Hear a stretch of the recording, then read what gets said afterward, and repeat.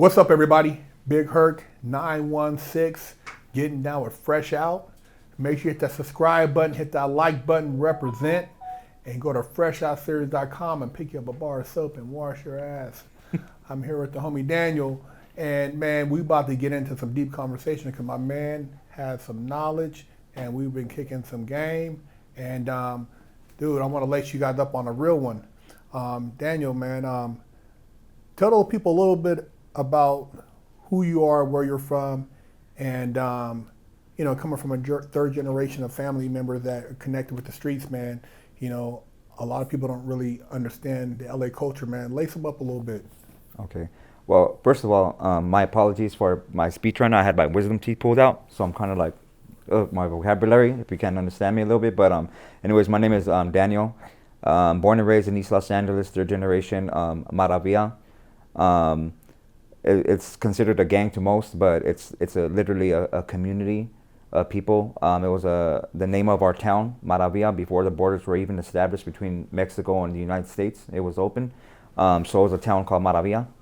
And yeah, I was just born and raised into this this culture, our culture of people call it a street life, but it's more than that.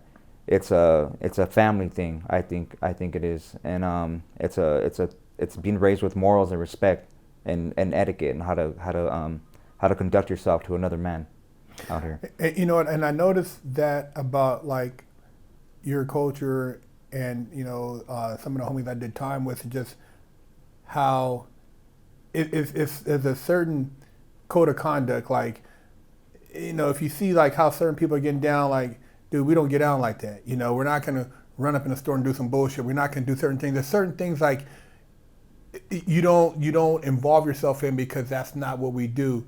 And I know, a lot of people, they see this, the hip hop, or they see this, and you got dudes, throwing up signs or trying to represent stuff, and they know nothing about the culture, man. And it goes deeper than just throwing up a gang sign or, putting some, tattoo on you. A lot of dudes, like, everybody I knew when I was growing up, it was all symbolic. You couldn't just, you just put stuff on you, and you weren't from that or didn't have that association. Facts, that's right. I think my generation. I'm 41 years old now. I consider myself still young, and I guess my mindset is still like I'm a youngster still, because I feel like I still have that stamina or that mindset, like, hey, we could still do this shit if you want to, but not in an ignorant way, but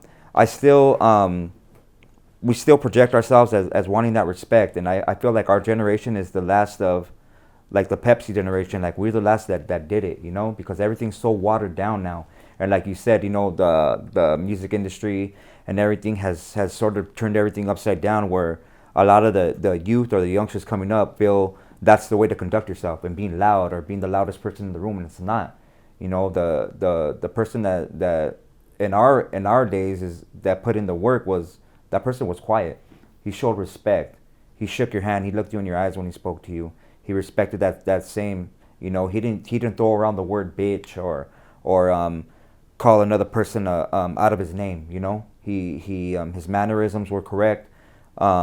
His morals were on point. He respected women and children, and he came at another man like a man. That's right. And he expected that if he called you out, for what people call a fade today, before you're gonna get down or you're not, and the minute that you, excuse my language, bitch up, you're a bitch. That's right. You can never show your face around here. Don't come to the hood, none of that.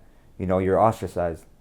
Just like in jail. The one you go into the jail system or the prison system, and you show that one sign of weakness, that's gonna stay with you, bro. That's gonna stay on your jacket, homie. That's a little emblem that you're gonna carry with you, and everybody's gonna forever know you. There's no redeeming yourself, from that. It's the same in the street. Now, do you still have like older homies kind of lacing up the youngsters? I know from where I grew up at, it's like pretty much, dude, like you said, it's like these youngsters are wilding out. They don't respect anything, but the only way I see things even having any sense of change is to get voices like yours out there and mine out there to try to like give the youngsters some type of insight, because right now it's like the wild leading the wild. Mm-hmm. Is there still like some OGs around from where you're from that kind of still try to lace up and somehow the youngsters listen, or is it pretty much like this new generation, like you said, or are they just pretty much on their own? You know what? For the most part, I would say about 80% of the youth today, or younger gang members, have no idea what they're fighting for.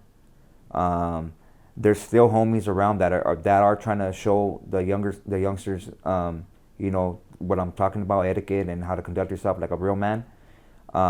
But it's hard. It's hard, and I take it like you gotta look at it like this. When we were younger and we were out there wilding out and listening to music, and our older homeboys are like, "Wait, what were you listening to?" Or maybe you shouldn't dress like that. Pick your pants up, or make sure that your shoes are clean, or or you don't talk like that, or we were really rebellious. Like, oh man, like who's about to think he is, or who's this guy think he is talking to me, And I feel like we can't just come at the youngsters like, hey, don't do that, but lead by example. Yeah. We got to show them, And that's for the most part. When I was growing up, I mean, I had a lot of older homeboys to show me the ropes, and I seen a lot of dudes get checked. It was a check court. Yeah. You show up to that meeting. If you miss that meeting, or you didn't conduct yourself right, or there was something a rumor going around about you, or whatever, you better redeem yourself. So yeah, I think it's like kids. When you're raising your children, the first answer they most likely learn is no, don't do that, no.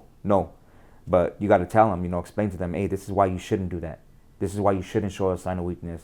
This is why you always got to project yourself as being an alpha male, because all our males are being feminized. That's right.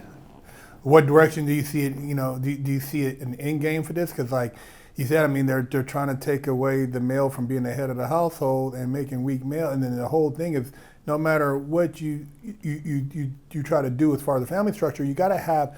It's the man who holds the house together. He's the thread, the fabric, and then the woman supports him, and then he helps, provide valuable lessons to the kids with the mom and all these different things. But like, if you can get in the middle of that and destroy that, everything else is easier to, get rid of. So I see the only way is like bringing back a strong role model, father figure, and somehow bringing some type of morals and values, like having something you believe in that's greater than yourself. Right. I think the thing that's messed up today, and this is no disrespect to women out there, but they've raised women's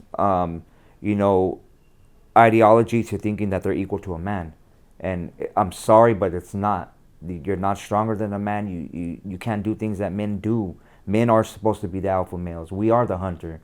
We're supposed to bring home the meat or the bacon or whatever. Mm-hmm. We're supposed to make the bread, and our women are supposed to follow suit and educate our children.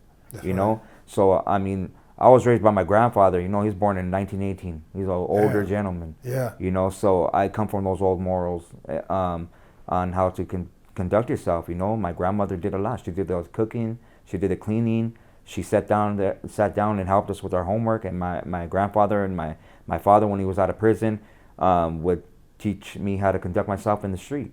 How to don't ever back down from anybody.